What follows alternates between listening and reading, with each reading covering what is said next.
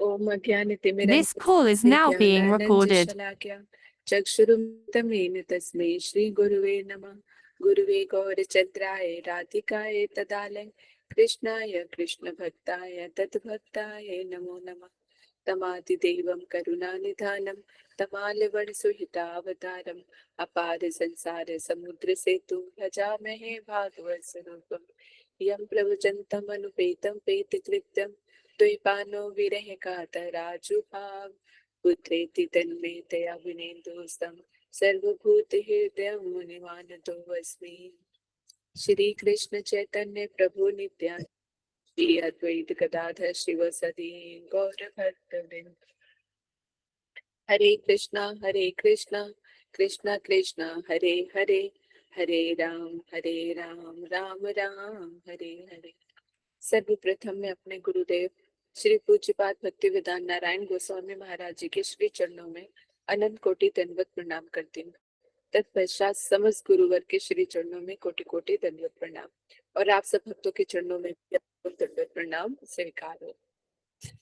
आज जो हम लोग करने जा रहे हैं, पिछले कई दिनों से हमारी रूप गोस्वामी जी के ऊपर ही कथा चल रही है और रूप गोस्वामी जी का जो चरित्र है वो इतना गंभीर है कि वाकई 10-15 दिनों से मतलब हम कंटिन्यूस में श्रवण कर रहे हैं। यहाँ से भी शुरू करने से भी पहले तो भी रूप गोस्वामी जी के बारे में इतना कुछ अलग अलग कुछ सुनने को मिला है, इतने गंभीर तत्व। और आज की कथा जो गुरुदेव ने फिर से मतलब रूप गोस्वामी जी पे बोला है, कितना अद्भुत है। मतलब मैं क्या ही बताऊं कि मतलब सुन के लगा कि मतलब कितनी सब चीजों से हम अछूते रह जाते हैं। अगर वाकई ये गुरु वर्ग ना हो तो ये जो दिव्य चक्षु जो प्रदान करते हैं ना, वो हमें कभी ना मिले।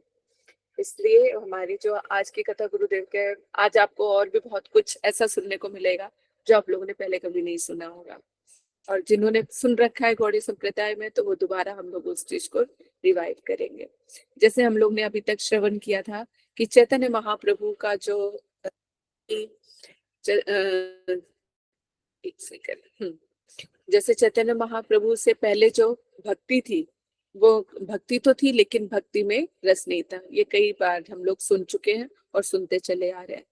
तो कह रहे हैं कि चाहे जो बड़े बड़े हमारे आचार्य जी भी हुए, रामानुज मध्वाचार्य जी, तो इनके थ्रू जो होती थी वो वैधि भक्ति का साधन करके वो सिद्ध अवस्था में वैकुंठ ऐश्वर्य प्रेम की भक्ति जो है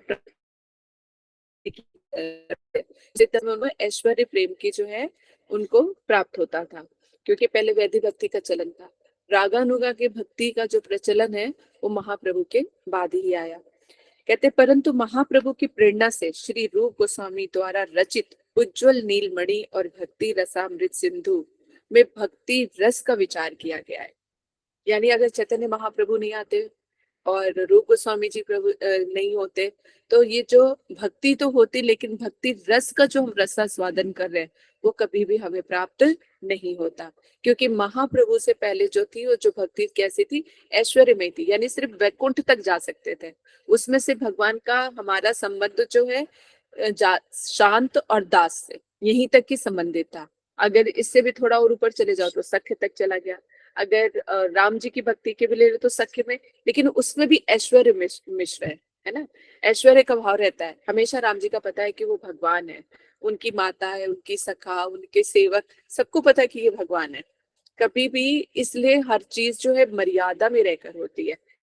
कभी भी उदंड उसमें नहीं हुआ या बहुत ही ज्यादा आपसी जो क्लोजनेस होती है वो चीज नहीं रहती है, एक मर्यादा में रहती है सब चीजें।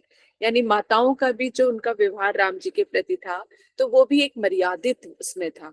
तो ये सब महाप्रभु की देन है और रूप गोस्वामी जी की कृपा है, जिसकी वजह से रागानुगा भक्ति में हम भगवान के इतने क्लोज चले गए कि वहां पर हमारी कृष्ण की और हमारी तू तुम्हें में हो जाती है।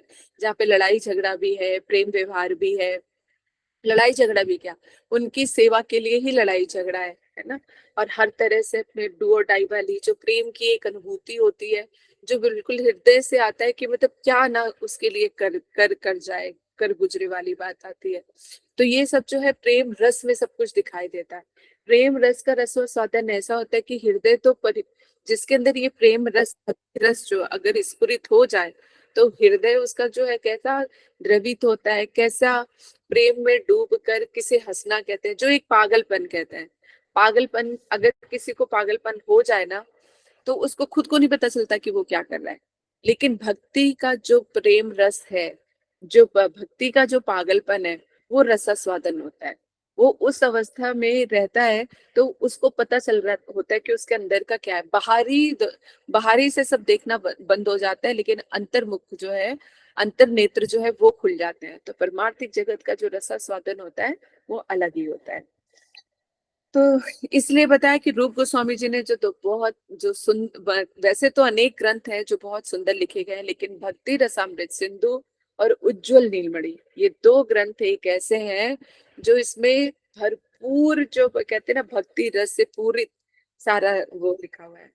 कह रहे स्थायी भाव, यानी इन इसमें भक्ति रस का विचार किया गया है, तो स्थायी भाव, इसके ऊपर अनुभाव, फिर सात्विक से संचारी भाव के कहते कि इनसे मिल के जो कहते कि इन सब चीजों को यथा योग जब मिलाया जाता है तो भक्ति रस कहते कि उत्पन्न होता है।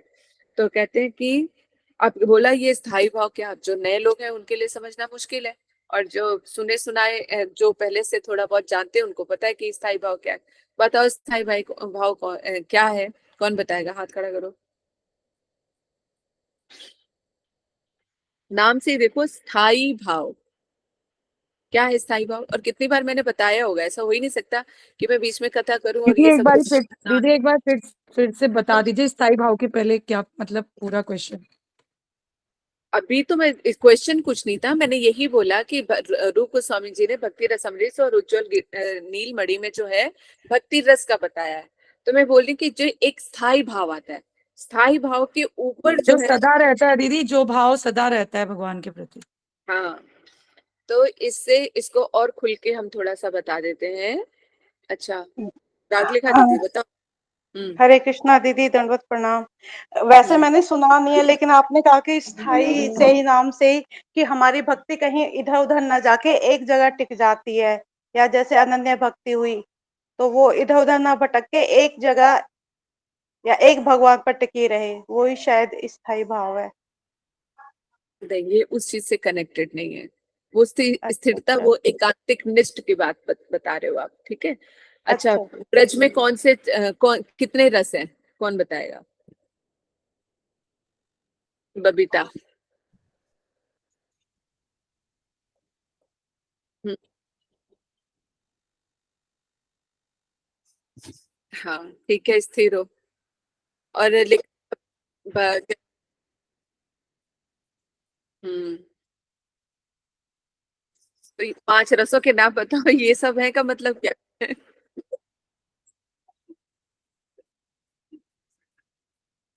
ये रस को ही श्रृंगार रस कहते हैं। चलो, और ज्यादा नहीं तो तुम्हें खींचते हम। साधना। हरे कृष्ण दीदी, दंडवत प्रणाम। वत्सल, दास, सख्य और मधुर,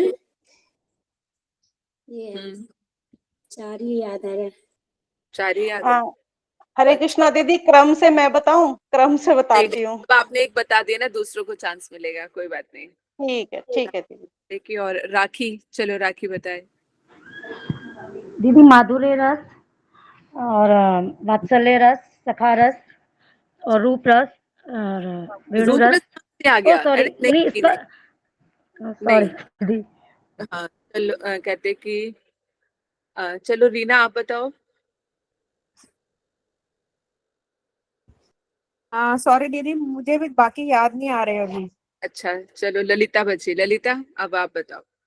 जी दीदी, शांत रस, हम्म, सख्य रस, वात्सल्य रस और माधुर्य रस लास्ट में आता है। पहले शांत रस, फिर दास्य रस, फिर वात्सल्य, तीसरा दीदी वात्सल्य है ना, वात्सल्य रस और नहीं है तीसरे पे। दीदी सखा सखा रस है दीदी, सांख्य रस है। सांख्य मिलजुल के शास्त्र। फिर भी कहते कि पूरा जो क्रम अनुसार है। शांत, शांत हो गया, सबसे पहले शांत है दीदी, शांत हाँ रस। ठीक है। उसके बाद सखा रस, साख्य रस जिसको बोलते हैं। नहीं, चलो ठीक है, अब मैं बताती हूँ।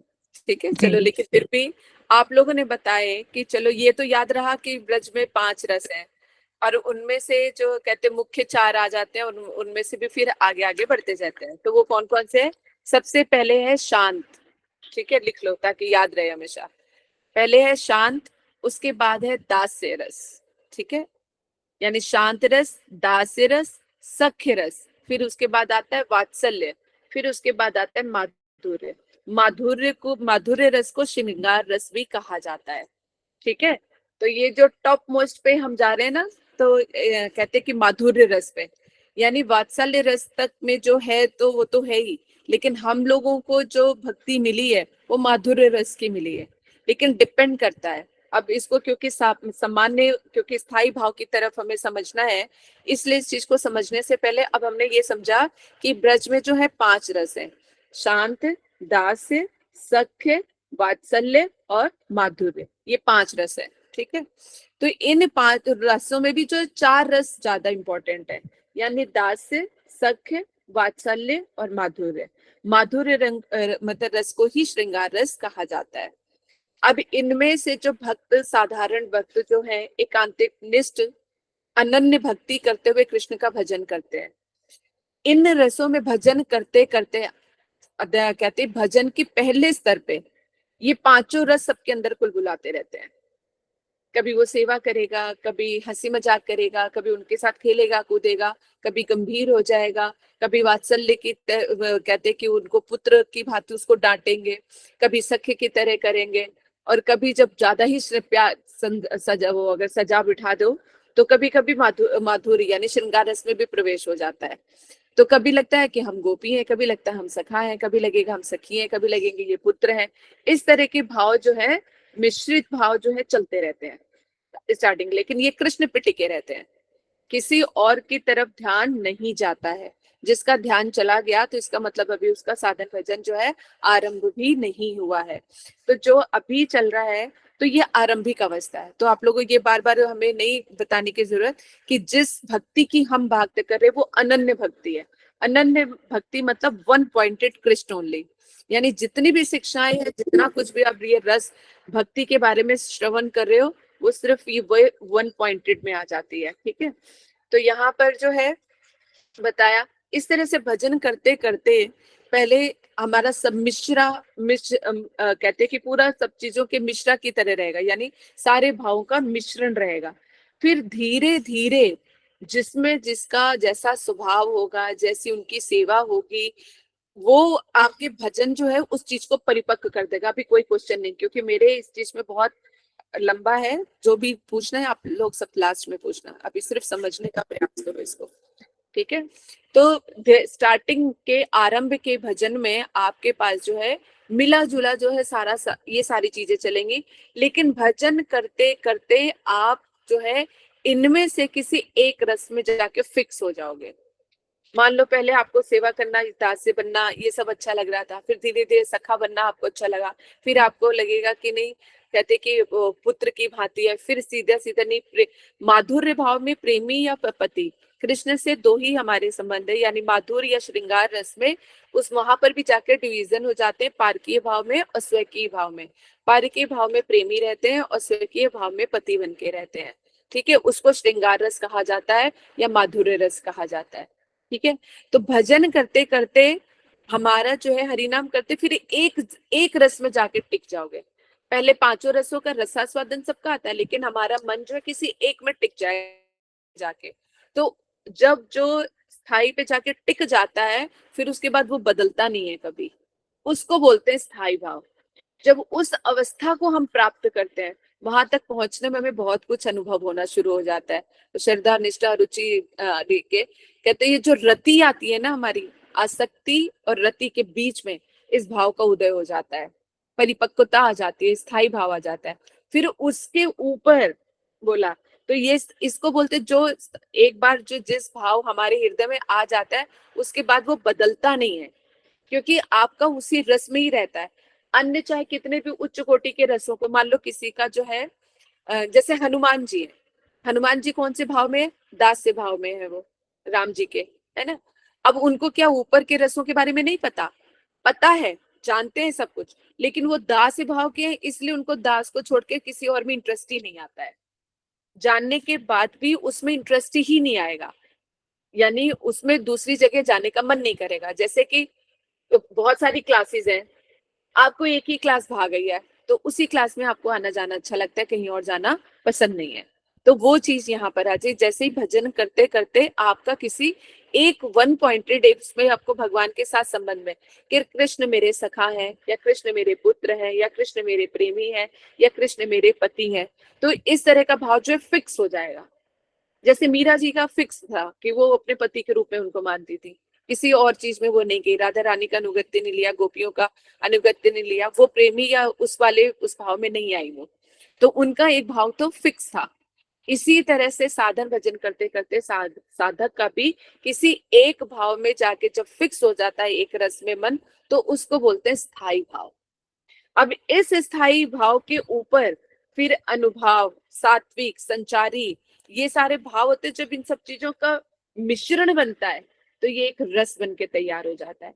इसके लिए हमेशा कई बार उदाहरण देते हैं, जैसे शरबत होता है, पानी में चीनी डाल दिया तो क्या बन गया, ये शरबत बन गया, मीठा मीठा हो गया। लेकिन जब इसको और टेस्टी बनाएंगे, है ना, मान लो जैसे जल जो है हमारा साधन भजन है,